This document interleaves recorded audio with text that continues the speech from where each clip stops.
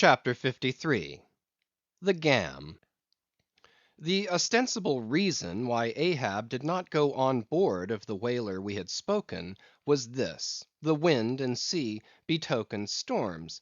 But even had this not been the case, he would not, after all, perhaps, have boarded her, judging by his subsequent conduct on similar occasions, if so it had been, that by the process of hailing he had obtained a negative answer to the question he put. For, as it eventually turned out, he cared not to consort, even for 5 minutes, with any stranger captain, except he could contribute some of that information he so absorbingly sought.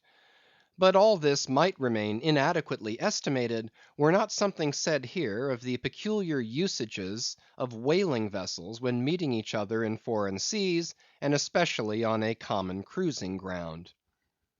If two strangers crossing the Pine Barrens in New York State, or the equally desolate Salisbury Plain in England, if casually encountering each other in such inhospitable wilds, these twain, for the life of them, cannot well avoid a mutual salutation, and stopping for a moment to interchange the news, and perhaps sitting down for a while and resting in concert, then how much more natural that upon the illimitable Pine Barrens and Salisbury Plains of the sea, two whaling vessels descrying each other at the ends of the earth, off lone Fanning's Island or the far away King's Mills; how much more natural, I say, that under such circumstances these ships should not only interchange hails, but come into still closer, more friendly and sociable contact.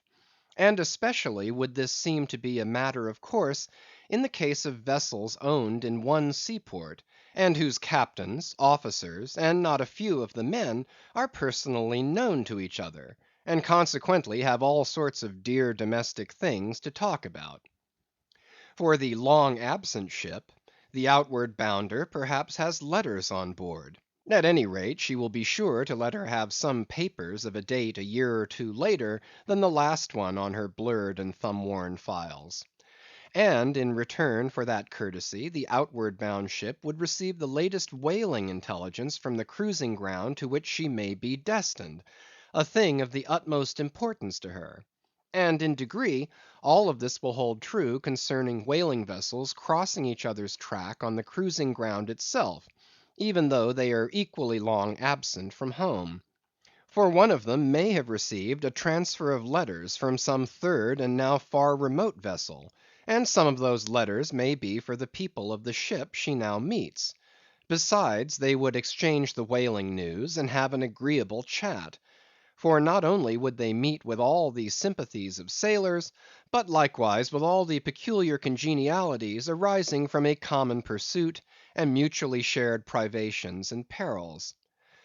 Nor would difference of country make any very essential difference; that is, so long as both parties speak one language, as is the case with Americans and English; though to be sure, from the small number of English whalers, such meetings do not very often occur, and when they do occur, there is too apt to be a sort of shyness between them; for your Englishman is rather reserved, and your Yankee, he does not fancy that sort of thing in anybody but himself.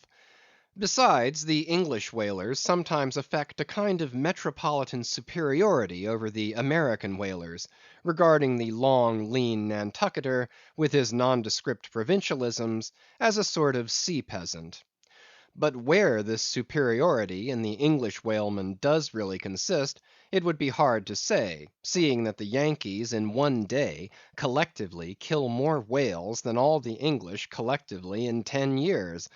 But this is a harmless little foible in the English whale hunters, which the Nantucketer does not take much to heart; probably because he knows he has a few foibles himself. So then, we see that of all ships separately sailing the sea, the whalers have most reason to be sociable; and they are so. Whereas some merchant ships crossing each other's wake in the mid Atlantic will oftentimes pass on without so much as a single word of recognition, mutually cutting each other on the high seas like a brace of dandies in Broadway, and all the time indulging, perhaps, in finical criticism upon each other's rig.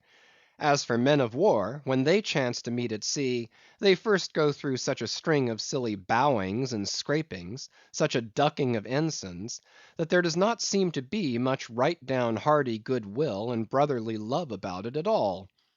As touching slave ships meeting, why they are in such a prodigious hurry, they run away from each other as soon as possible. And as for pirates, when they chance to cross each other's crossbones, the first hail is, "How many skulls?" the same way that whalers hail, "How many barrels?" And that question once answered, pirates straightway steer apart, for they are infernal villains on both sides, and don't like to see overmuch of each other's villainous likenesses. But look at the godly, honest, unostentatious, hospitable, sociable, free and easy whaler. What does the whaler do when she meets another whaler in any sort of decent weather? She has a gam, a thing so utterly unknown to all other ships, that they never heard of the name even; and if by chance they should hear of it, they only grin at it, and repeat gamesome stuff about spouters and blubber boilers, and such like pretty exclamations. Why it is that all merchant seamen, and also all pirates and man of war's men, and slave ship sailors, cherish such a scornful feeling towards whale ships, this is a question it would be hard to answer. Because in the case of pirates, say, I should like to know whether that profession of theirs has any particular glory about it. It sometimes ends in uncommon elevation, indeed, but only at the gallows. And besides, when a man is elevated in that odd fashion, he has no proper foundation for his superior altitude. Hence I conclude, that in boasting himself to be high lifted above a whaleman, in that assertion the pirate has no solid basis to stand on. But what is a gam? You might wear out your index finger running up and down the columns of dictionaries and never find the word. Dr. Johnson never attained to that erudition; Noah Webster's ark does not hold it. Nevertheless, this same expressive word has now for many years been in constant use among some 15,000 true-born Yankees. Certainly it needs a definition, and should be incorporated into the lexicon. With that view, let me learnedly define it. Gam, noun, a social meeting of two or more whale ships, generally on a cruising ground, when, after exchanging hails, they exchange visits by boat's crews, the two captains remaining for the time on board of one ship, and the two chief mates on the other. There is another little item about gamming which must not be forgotten here. All professions have their own little peculiarities of detail; so has the whale fishery. In a pirate, man of war, or slave ship, when the captain is rowed anywhere in his boat, he always sits in the stern sheets on a comfortable, sometimes cushioned seat there, and often steers himself with a pretty little milliner's tiller decorated with gay cords and ribbons. But the whale boat has no seat astern, no sofa of that sort whatever, and no tiller at all. High times, indeed, if whaling captains were wheeled about the water on castors, like gouty old aldermen in patent chairs. And as for the tiller, the whale boat never admits of any such effeminacy; and therefore, as in gamming a complete boat's crew must leave the ship, and hence as the boat's steerer or harpooneer is of that number, that subordinate is the steersman upon the occasion, and the captain, having no place to sit in, is pulled off to his visit all standing like a pine tree. And often you will notice that being conscious of the eyes of the whole visible world resting on him from the sides of the two ships, this standing captain is all alive to the importance of sustaining his dignity by maintaining his legs. Nor is this any very easy matter; for in his rear is the immense projecting steering oar hitting him now and then in the small of his back, the after oar reciprocating by rapping his knees in front.